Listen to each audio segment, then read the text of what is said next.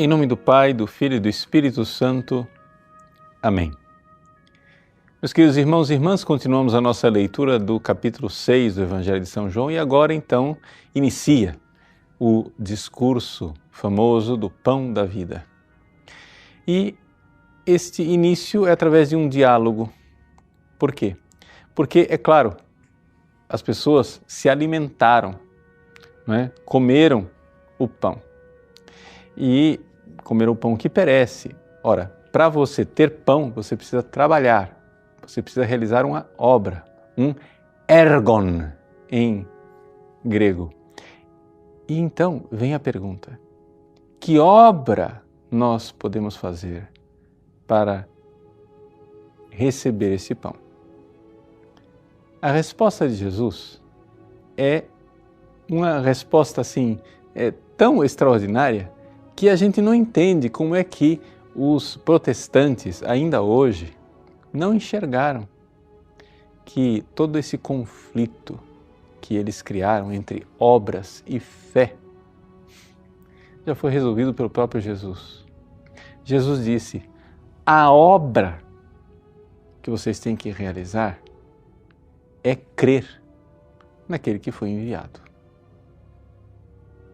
Veja, os protestantes dizem que nós não somos salvos por obras que nós realizamos, somos salvos pela fé.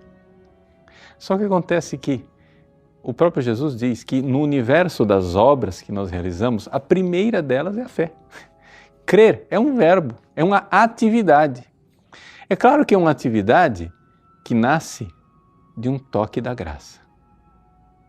Jesus, ressuscitado, toca em nosso coração e suscita a fé.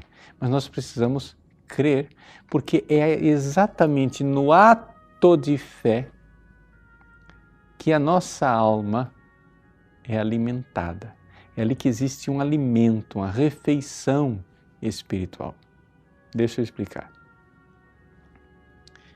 Quando Jesus nos deu a Eucaristia, Ele, na verdade, democratizou, por assim dizer, a mística.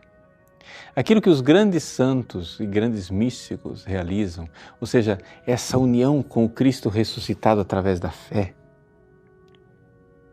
Jesus colocou à disposição de todos os fiéis que em estado de graça recebem a comunhão, o pão sacramental.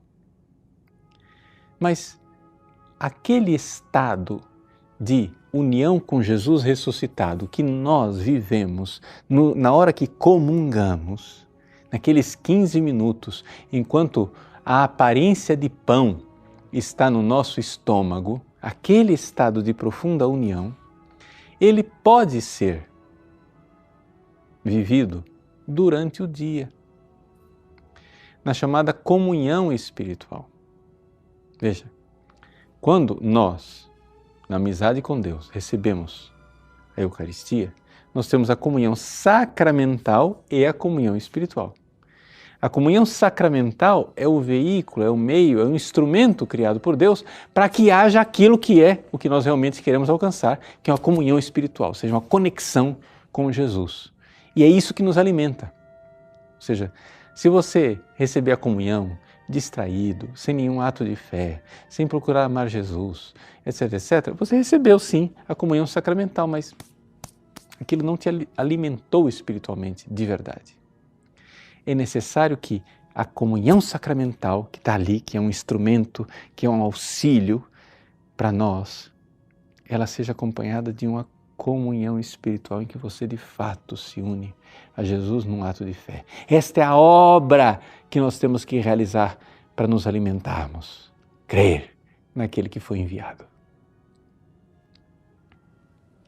Acontece, porém, que mesmo quando você não está na comunhão sacramental, você pode ir se habituando, desculpa o verbo, treinando para realizar isso fora da comunhão sacramental. E isso é possível através da vida de oração, da oração íntima, da oração que nos une a Jesus. E esta é a obra que nós temos que realizar. Ou seja, crer em Jesus um ato de fé exercido que nos une ao ressuscitado e que alimenta nossa alma. Isso começa na comunhão sacramental, mas pode ser aprendido, vivido, experimentado numa vida de oração íntima que vai crescendo passo a passo. Deus abençoe você.